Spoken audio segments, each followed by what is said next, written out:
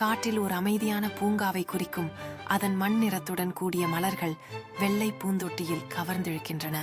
ஒரு அழகான மலைச்சரிவின் மேலே நீலவானத்தின் கீழ் வெள்ளை மேகங்கள் மிதந்து செல்கின்றன.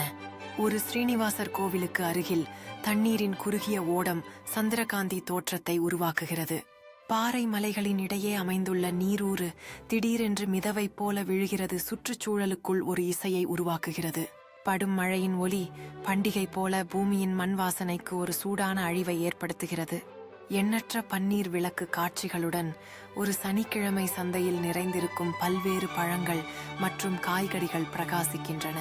அழகான பூங்காவுக்குள் ஒரு நீர்வீழ்ச்சி அதன் சுற்றி நிறைந்து வரும் நிறைவேற்றங்களை காட்டுகிறது.